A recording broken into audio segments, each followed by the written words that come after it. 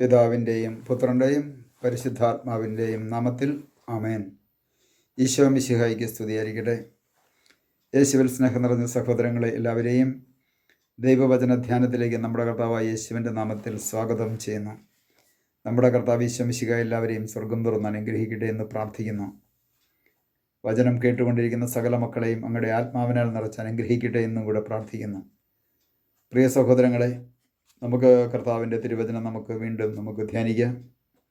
ലൂക്കാ 1:48 അവിടുന്ന് തൻ്റെ ദാസിയുടെ താഴ്മയെ തൃക്കൺ പാർത്തു എന്ന് മറിയത്തിൻ്റെ സ്വസ്ത്രഗീതത്തിൽ വളരെ വ്യക്തമായിട്ട് ദൈവത്തിൻ്റെ ഒരു സ്വസ്ത്രഗീതമായിട്ട് ആലപിക്കുകയാണ്.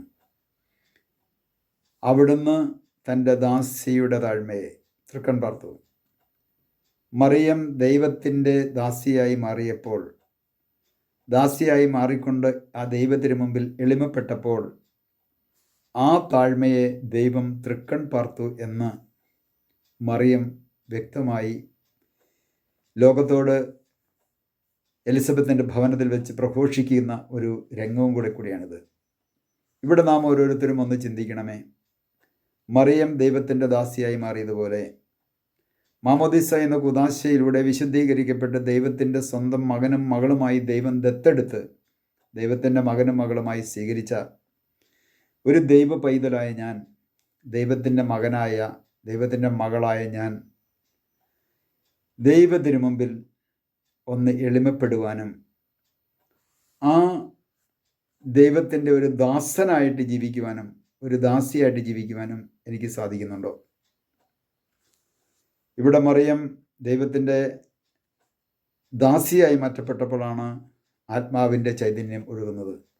അതുകൊണ്ടാണ് തുടർന്ന് വചനം ഇങ്ങനെ വിടുന്നത്, ദാസിയുടെ താഴ്മയെ തൃക്കൺ പാർത്തു. താഴ്മ, എളിമ.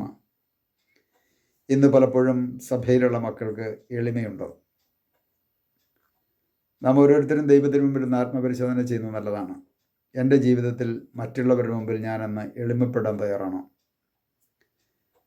മറ്റുള്ളവരുടെ മുമ്പിൽ ഞാൻ എളിമപ്പെടാതെ കൊണ്ട് എനിക്കെല്ലാം അറിയാമെന്നുള്ള മനോഭാവത്തോടുകൂടെ ജീവിക്കുന്ന ഒരു വ്യക്തിയാണോ?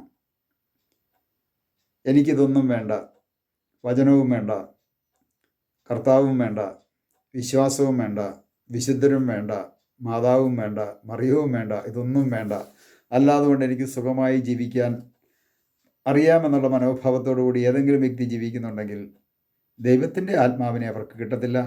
അവരിൽ വസിക്കുന്നത് ലോകത്തിൻ്റെ ആത്മാവായിരിക്കും, ദുഷ്ടൻ്റെ ആത്മാവായിരിക്കും. എളിമപ്പെടാതെ, എളിമയില്ലാതെ ഏതൊരു വ്യക്തി ജീവിക്കുന്നുവോ, എളിമയില്ലാതെ ഏതൊരു വ്യക്തി ദൈവിക ശുശ്രൂഷ ചെയ്യുന്നുവോ ആ വ്യക്തിയിൽ കുടികൊള്ളുന്നത് ദൈവത്തിൻ്റെ പരിശുദ്ധാത്മാവല്ല. അഹങ്കാരമെന്ന മനോഭാവത്തോടുകൂടി ഒരു വ്യക്തി സുവിശേഷ മേഖലയിൽ പ്രവർത്തിക്കുന്നുവെങ്കിൽ ആ വ്യക്തിയിൽ കുടികൊള്ളുന്നത് ലോകത്തിൻ്റെ ആത്മാവാണ്, ദൈവത്തിൻ്റെ ആത്മാവല്ല. ഒരുപക്ഷെ ദൈവത്തിൻ്റെ ആത്മാവിനെ സ്ഥൈര്യലപനം എന്ന കുദാശയിലൂടെ കിട്ടിയിട്ടുണ്ടാകാം. മാമോദിസ എന്ന കുദാശയിലൂടെ, മറ്റു കുദാശകളിലൂടെയൊക്കെ ദൈവത്തിൻ്റെ ആത്മാവിനെ കിട്ടിയിട്ടുണ്ടെങ്കിൽ അത് ആത്മാവിൻ്റെ തലത്തിലായിരിക്കും ആ ആത്മാവിൻ്റെ പ്രവർത്തനം. അത് ബാഹ്യമായി പുറത്തേക്ക് വരുന്നില്ല.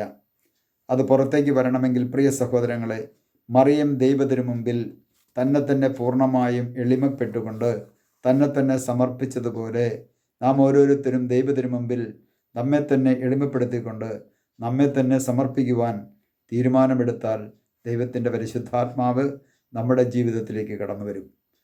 അതുകൊണ്ടാണ് ദൂതൻ ഇങ്ങനെ പറയുന്നത്, പരിശുദ്ധാത്മാവ് നിൻ്റെ മേൽ വരും, അത്യുന്നതൻ്റെ ശക്തി നിൻ്റെ മേൽ ആവസിക്കുമെന്ന് പറഞ്ഞത്.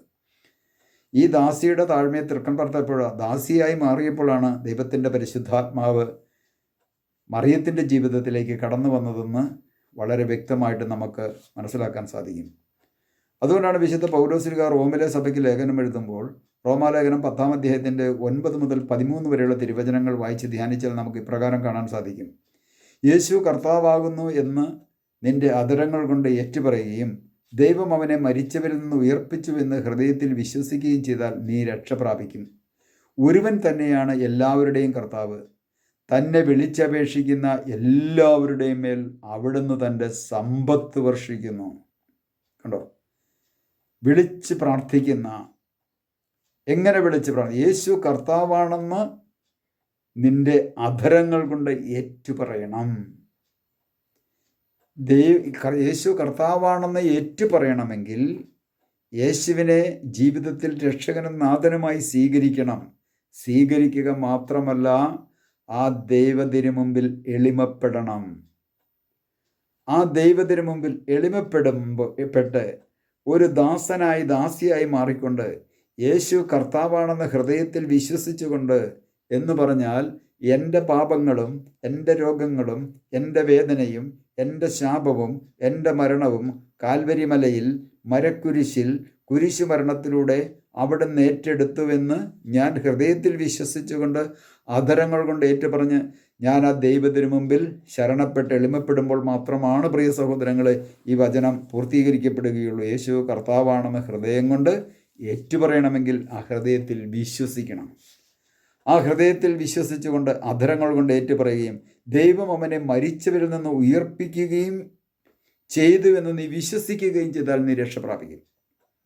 അത് കഴിഞ്ഞതിന് ശേഷം തുടർന്ന് പറയുകയാണ്, ഒരുവൻ തന്നെയാണ് എല്ലാവരുടെയും കർത്താവ്, സകല മനുഷ്യരുടെയും കർത്താവ് ഒരുവൻ തന്നെയാണ്. തുടർന്ന് വീണ്ടും പറയണു, തന്നെ വിളിച്ചപേക്ഷിക്കുന്ന എല്ലാവരുടെയും മേൽ അവിടുന്ന് തൻ്റെ സമ്പത്ത് വർഷിക്കും. സമ്പത്ത് വർഷിക്കുമെന്ന് പറഞ്ഞാൽ ദൈവത്തിൻ്റെ പരിശുദ്ധാത്മാവിനെ വർഷിക്കുമെന്ന് തന്നെയാണ് അതിൻ്റെ അർത്ഥം. പ്രിയ സഹോദരങ്ങളെ, അപ്പോൾ നമ്മൾ ദൈവത്തിന് മുമ്പിൽ ഒന്ന് ശരണപ്പെട്ടുകൊണ്ട്, ദൈവത്തിന് മുമ്പിൽ ഒന്ന് എളിമപ്പെട്ടുകൊണ്ട്, ആ പരിശുദ്ധ മറിയം ദൈവത്തിന് മുമ്പിൽ തന്നെ പൂർണ്ണമായും എളിമപ്പെട്ട് സമർപ്പിച്ചുകൊണ്ട് ദൈവത്തിന് മുമ്പിൽ പ്രാർത്ഥിച്ചപ്പോൾ ആ മറിയത്തിലേക്ക് ദൈവത്തിൻ്റെ പരിശുദ്ധാത്മാവിനെ അയച്ചതുപോലെ തന്നെ തിരുസഭയിലുള്ള ഓരോ മക്കളും ദൈവത്തിൻ്റെ ഒരു ദാസിയായി മാറിക്കൊണ്ട് അവിടുത്തെ വിളിച്ചപേക്ഷിക്കുവാൻ തുടങ്ങുമ്പോൾ അവിടുന്ന് തൻ്റെ സമ്പത്ത് നമ്മളുടെ ജീവിതത്തിലേക്ക് വർഷിക്കും. നമുക്ക് വിശ്വസിക്കാം. നമുക്കൊരു നിമിഷം പ്രാർത്ഥിക്കാം. കർത്താവായ ഈശോയെ, അവിടുന്ന് ഞങ്ങളോട് അരുളി ചെയ്യുകയായിരുന്നുവല്ലോ, യേശു കർത്താവാണെന്ന് ഹൃദയത്തിൽ വിശ്വസിക്കണം, അധരം കൊണ്ട് ഏറ്റുപറയണം. തുടർന്ന് വീണ്ടും അവിടുന്ന് ഞങ്ങളോട് ഓരോരുത്തരോടും പറഞ്ഞല്ലോ, ഒരുവൻ തന്നെയാണ് എല്ലാവരുടെയും കർത്താവെന്ന്. തന്നെ വിളിച്ചപേക്ഷിക്കുന്ന എല്ലാവരുടെയും മേൽ അവിടുത്തെ സമ്പത്ത് വർഷിക്കുമെന്ന് അരുളി ചെയ്ത കർത്താവേ, അങ്ങ് വിളിച്ചപേക്ഷിക്കുന്ന ഓരോ മക്കളിലേക്കും അങ്ങയുടെ ആത്മാവിനെ വർഷിച്ചുകൊണ്ട് ശക്തിപ്പെടുത്തണമേ, അനുഗ്രഹിക്കണമേ. പിതാവിൻ്റെയും പുത്രൻ്റെയും പരിശുദ്ധാത്മാവിൻ്റെയും നാമത്തിൽ ആമേൻ.